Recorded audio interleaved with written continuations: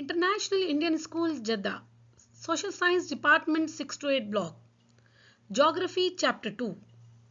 Land, soil, water, natural vegetation and wildlife resources.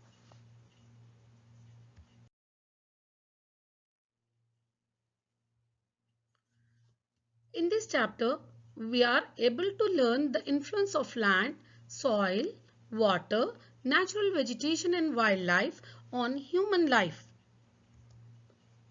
We gather knowledge that land is not the same everywhere. We discuss the different factors of soil formation and learn methods of soil conservation. We take interest to know more about the importance of natural vegetation and wildlife as natural resources.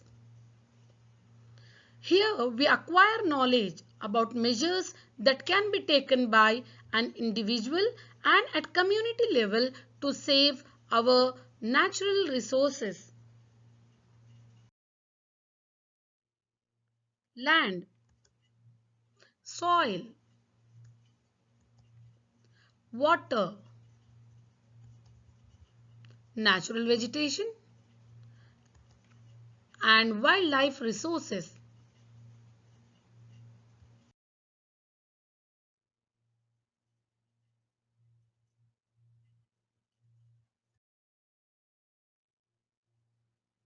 Land. Land is among the most important natural resources. It covers only about 30% of the total area of the Earth's surface.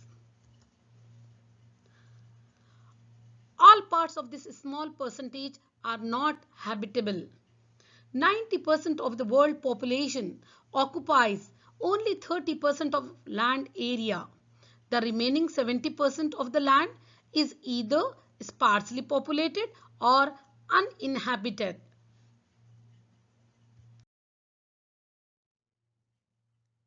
The uneven distribution of population in different parts of the world is mainly due to varied characteristics of land and climate.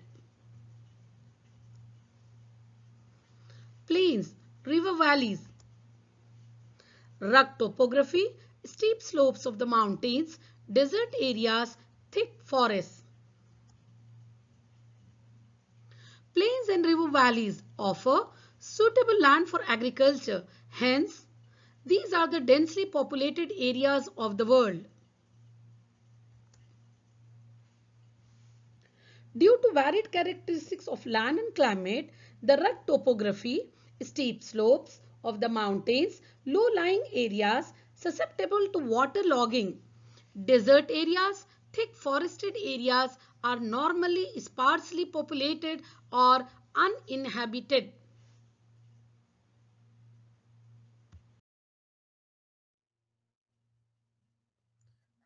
Densely populated areas are plain areas,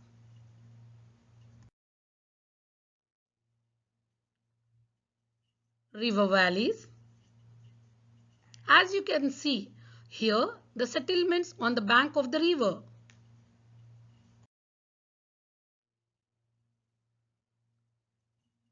In these two pictures, you can observe many skyscrapers.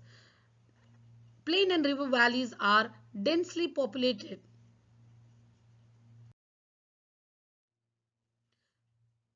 Sparsely populated areas, rugged topography. High altitude areas, high latitude areas where we find less population. Steep slope of the mountain.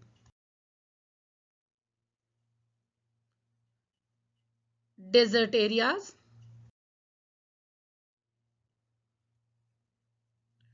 And thick forest.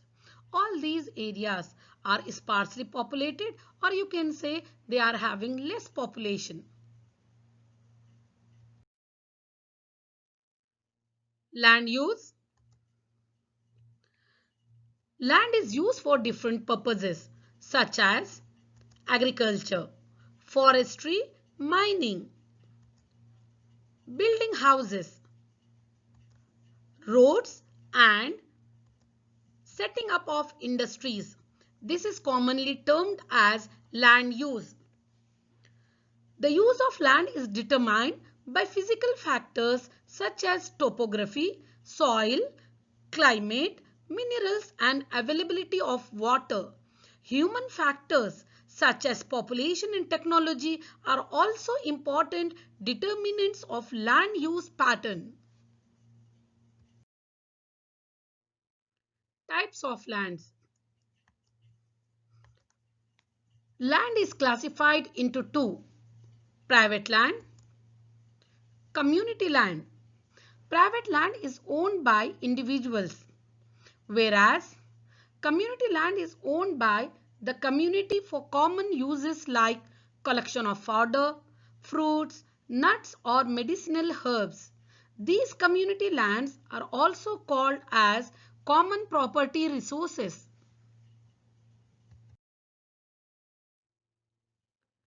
The major threat to the environment. The quality of land also differs from place to place.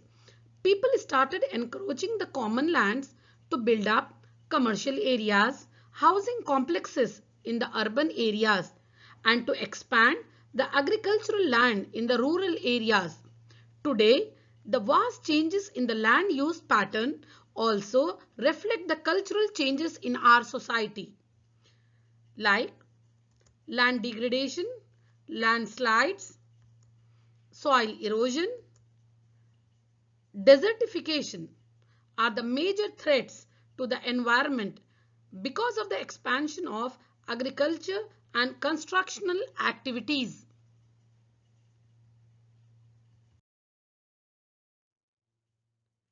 Change in land use over the time. As we can observe and compare all four pictures, what we find is there is significant development in using tools, transport, and building settlements. Land use has been changing over the years. Human population has been increasing at an alarming rate, and so have the demands on land.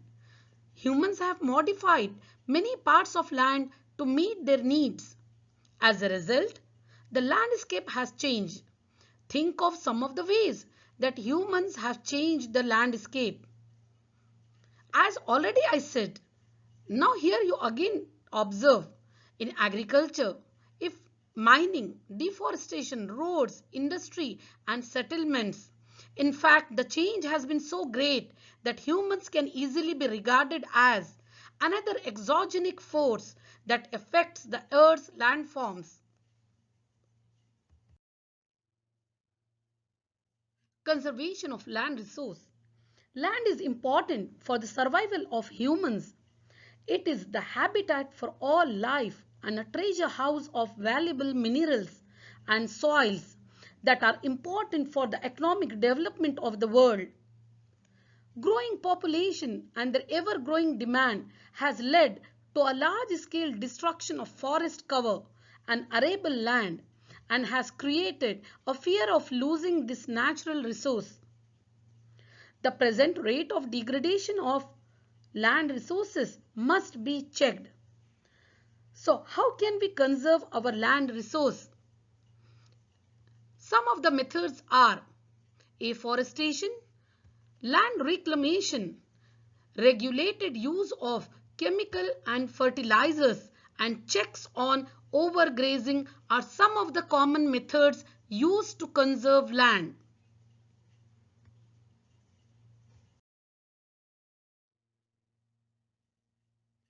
You might have frequently heard about landslides, particularly during the rainy season, or if you live in a hilly area, you might have ever seen a landslide. Let us see what is a landslide. Landslides are simply defined as the mass movement of rock, debris, or earth down a slope. You have wondered how a mass of land suddenly comes crashing down. Landslides often happen due to the steepening of the base, due to erosion or excavation, or sudden inflow of water due to flooding. Earthquakes and heavy rainfall can also cause landslides. Why are landslides a hazard? Landslides happen suddenly and bring down everything on the way. Depending on the mass and its velocity, houses collapse, roads are destroyed, and communication lines break down. Often, many lives are lost. How can humans reduce the effect of landslides?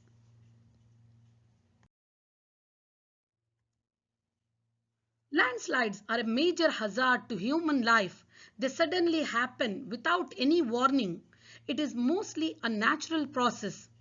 Can humans control or reduce the effect of landslide?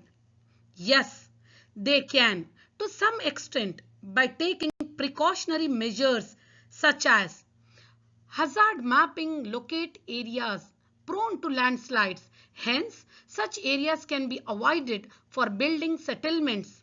Construction of retention wall to stop land from slipping. Increasing the vegetation cover is an effective way to arrest landslide. The surface drainage control works are implemented to control the movement of landslide along with rainwater and spring flows. Soil. Soil is the uppermost layer of land surface. Have you ever picked up soil with your bare hands? How does it feel to hold it?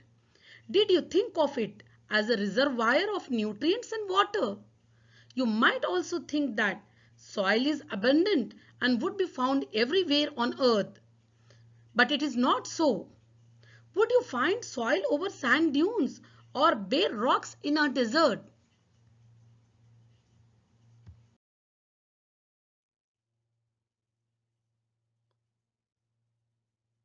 The thin layer of grainy substance covering the surface of the earth is called soil. It is closely linked to land. Landforms determine the type of soil. Soil is made up of organic matter, minerals, and weathered rocks found on the earth. This happens through the process of weathering. The right mix of minerals and organic matter make the soil fertile. Soil have a similar vertical structure. That is, it forms in layers. Each layer is a horizon. Horizon A, topsoil with humus and vegetation. Horizon B, subsoil with sand, silt and clay. Horizon C, weathered rock material. And the last, horizon D, parent rock.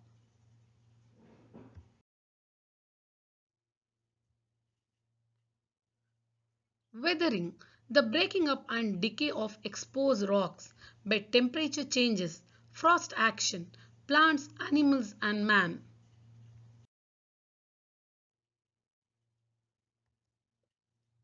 Factors of soil formation. The major factors of soil formation are the nature of the parent rock and climatic factors. Other factors are the topography, role of organic material and time taken for the composition of soil formation. All these differ from place to place. Parent rock. Parent rock refers to the original rock from which the soil was formed. This determines the type of mineral content, the texture and general structure of soil.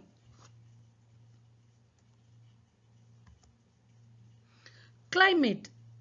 Climate in the form of temperature and precipitation determines soil properties too. Temperature affects the rate of decay of organic matter and the humus present in the soil.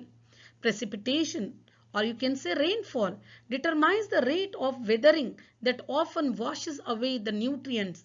So in equatorial regions where temperatures and rainfall are high, the nutrients and organic matter in the soil are low. On the other hand, in cooler areas, the soil has more nutrients and organic matter. Relief. Altitude and slope determines accumulation of soil.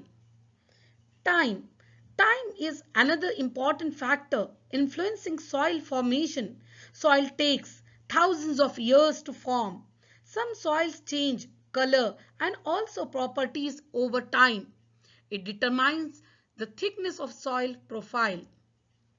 Flora, fauna and microorganisms affect the rate of humus formation. All these are the major factors of soil formation.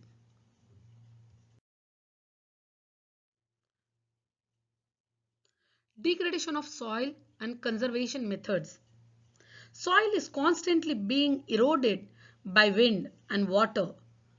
These are natural processes of soil erosion. However, human activities are also damaging the quality of soil and consequently its productivity. This is soil degradation. Soils lose their productivity when there is a loss of nutrients, organic matter and water retention capacity. How can humans degrade soils? Factors which lead to soil erosion are deforestation, overgrazing, overuse of chemical fertilizers or pesticides, rainwash, landslides and floods.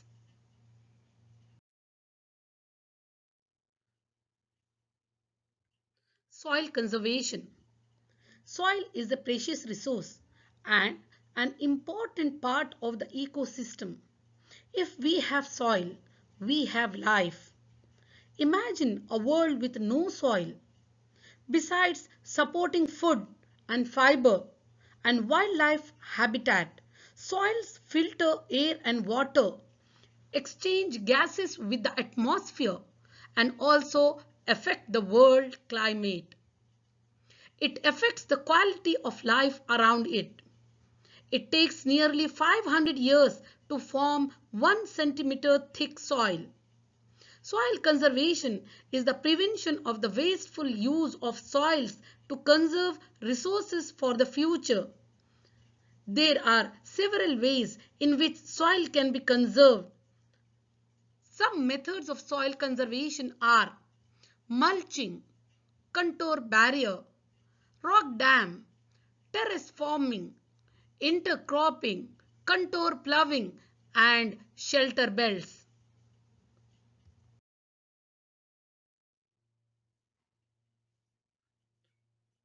Mulching. Mulching is to provide a protective cover over the soil to stabilize soil temperature, retain soil moisture and reduce soil erosion. You can observe this in these two pictures. And one more picture. The bare ground between plants is covered with a layer of organic matter like straw. It helps to retain soil moisture.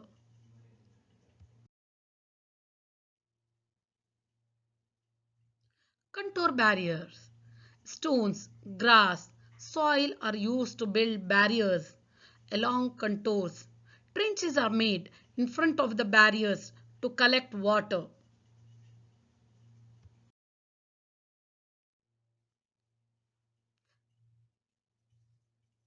Rock dam. Rocks are piled up to slow down the flow of water.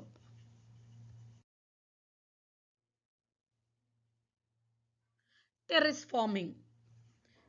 Terrace farming is the method of growing crops on the sides of hills and mountains in a step-like formation.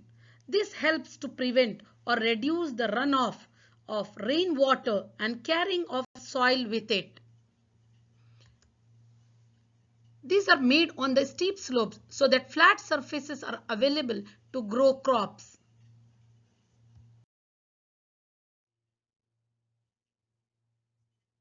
Intercropping.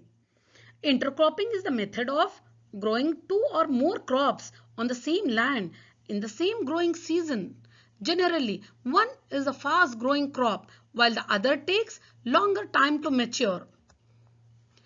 Different crops are grown in alternate rows and are sown at different times to protect soil from rain wash.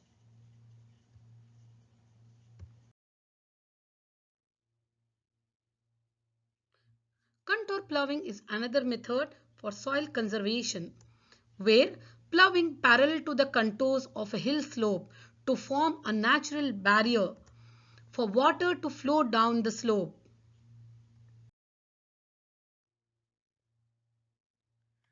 Windbreaks or shelter belts are formed where trees are planted between crop rows to break the speed of winds and also to prevent soil erosion. In the coastal and dry regions, rows of trees are planted to check the wind movement to protect soil cover. Water. Water is basic to life. It is the most abundant of all resources and the most essential.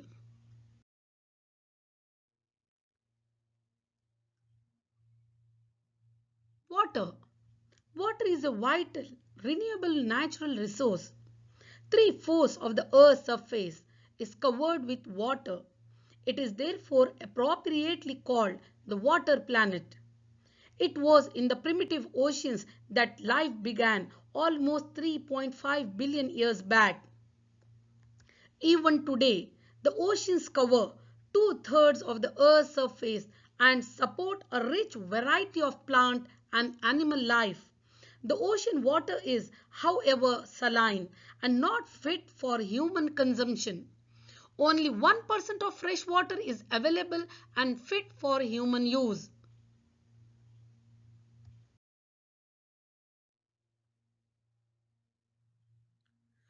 Water can neither be added nor subtracted from the earth. Its total volume remains constant. Its abundance only seems to vary because it is in constant motion, cycling through the oceans, the air, the land, and back again through the processes of evaporation, precipitation, and runoff. This, as you already know, is referred to as the water cycle.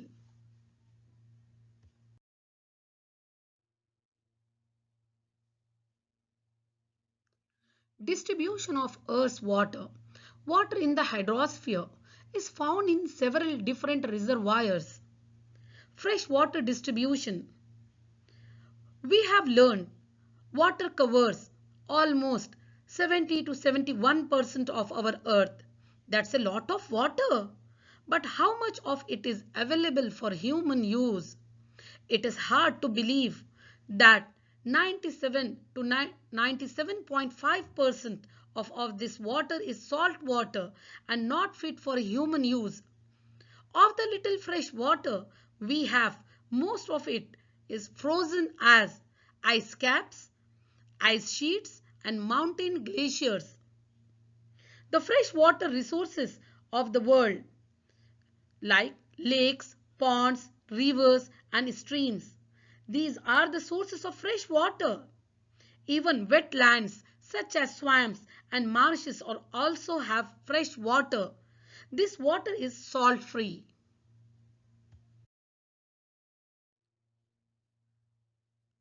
Major use of water.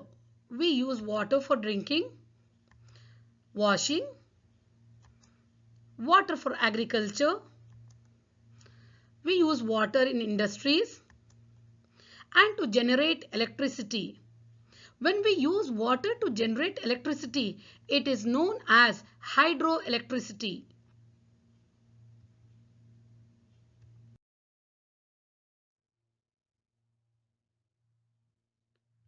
Problems of water availability and factors of shortages of water. There is a scarcity of water in many regions of the world. Most of Africa, West Asia, South Asia, parts of Western USA, Northwest Mexico, parts of South America and entire Australia are facing shortages in fresh water supply. Due to increasing population, rising demands for food and cash crops, increasing urbanization and rising standards of living are the major factors leading to shortages in supply of fresh water, either due to drying up of water sources or water pollution. Conservation of water resources. Freshwater scarcity will probably be the next biggest crisis on earth. unless steps are taken to manage water properly. Every individual can contribute towards water conservation and can make a difference to the environment. The measures to conserve water are discharge of untreated or partially treated sewage, agricultural chemicals and industrial effluents in water bodies are major contaminants. Water pollution can be controlled by treating these effluents suitably before releasing them in water bodies. Afforestation, water harvesting, use of sprinklers will help to conserve water. In dry regions with high rate of evaporation, drip or trickle irrigation is very useful. In this picture, we can observe how Yamuna River getting polluted due to sewage, industrial effluents and garbage.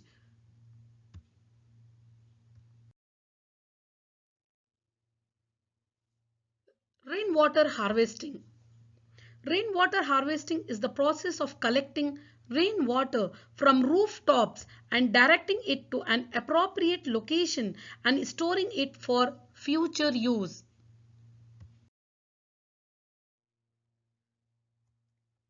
Through water sprinklers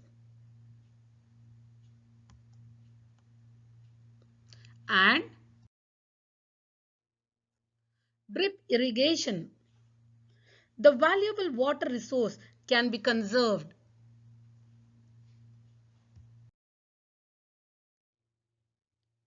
Natural vegetation and wildlife.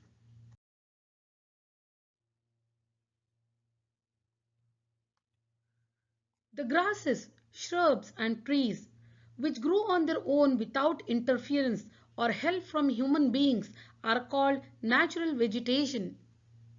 Wildlife is an inherent part of forest. It is a part of the ecosystem and forests provide its habitat. Wildlife includes animals, birds, insects and many other microorganisms. Each one has a role to play in the ecosystem. Therefore, each species is important for the survival of the other.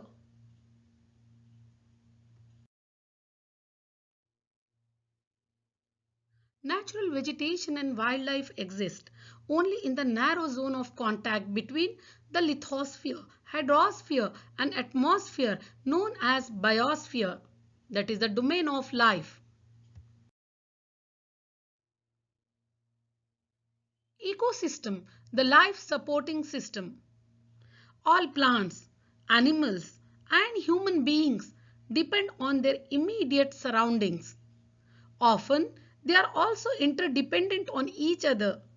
This relation between the living organisms as well as the relation between the organisms and their surroundings form an ecosystem.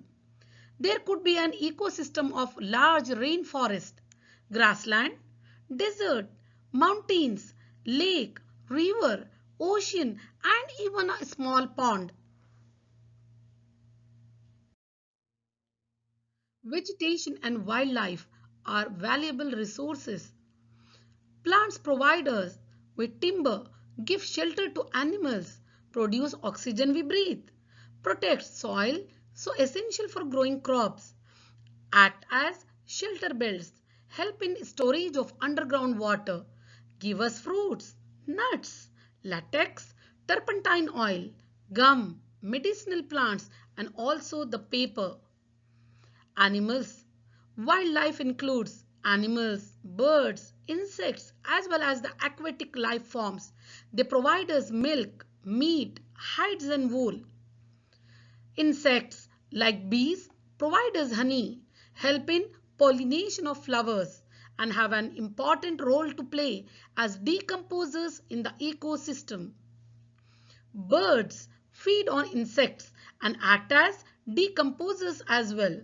Vulture, due to its ability to feed on dead livestock, is a scavenger and considered a vital cleanser of the environment.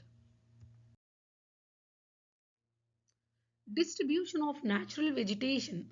The growth of vegetation depends primarily on temperature and moisture. The major vegetation types of the world are grouped as forest, grasslands, scrubs and tundra. In areas of heavy rainfall, huge trees may thrive. The forests are thus associated with areas having abundant water supply. As the amount of moisture decreases, the size of trees and their density reduces. In the regions of moderate rainfall, short stunted trees and grasses grow, forming the grasslands of the world. In dry areas of low rainfall, thorny shrubs and scrubs grow. In such areas, plants have deep roots and leaves have thorny and waxy surface to reduce loss of moisture by transpiration. Tundra vegetation of cold polar regions comprises of mosses and lichens.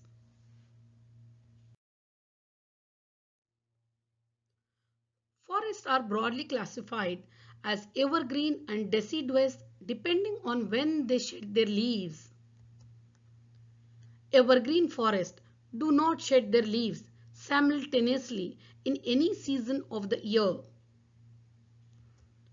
whereas deciduous forests shed their leaves in a particular season to conserve loss of moisture through transpiration.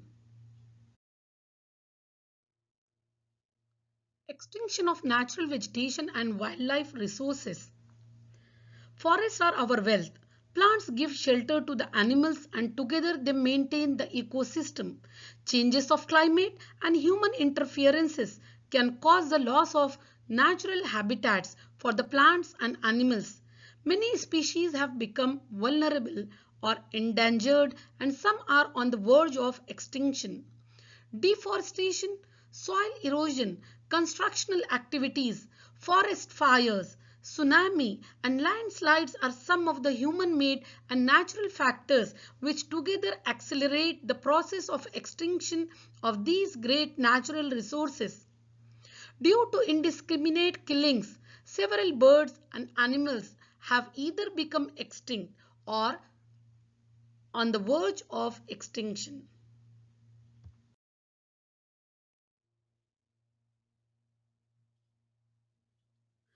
One of the major concerns is the increasing incidence of poaching that result in a sharp decline in the number of particular species.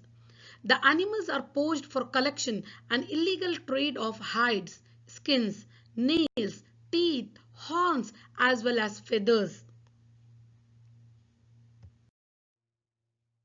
Some of these animals are elephants for teeth, peacocks for feathers, tiger and lion for skins. Conservation of natural vegetation and wildlife. Forests are our wealth. Plants give shelter to the animals and together they maintain the ecosystem. Awareness programs like social forestry and Vana Mahotsav should be encouraged at the regional and community level. School children should be encouraged for bird watching and visiting nature camps so that they appreciate the habitat of varied species. These are some of the pictures of awareness programs like Vana Mahotsav, social forestry, nature camps.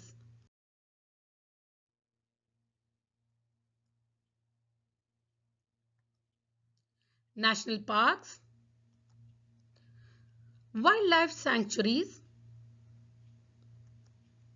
biosphere reserves are made to protect our natural vegetation and wildlife. Conservation of creeks, lakes and wetland is necessary to save the precious resources from depletion.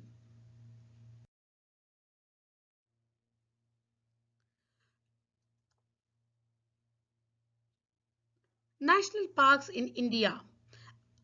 A national park a natural area designated to protect the ecological integrity of one or more ecosystems for present and future generations.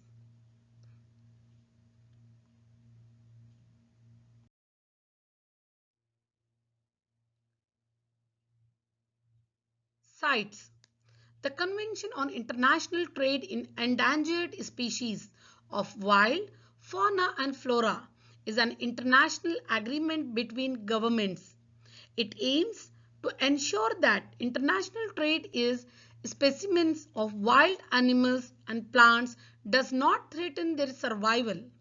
Roughly 5,000 species of animals and 28,000 species of plants are protected.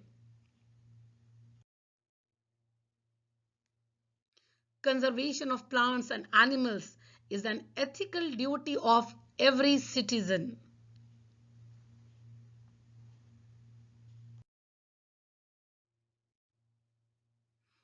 All the best.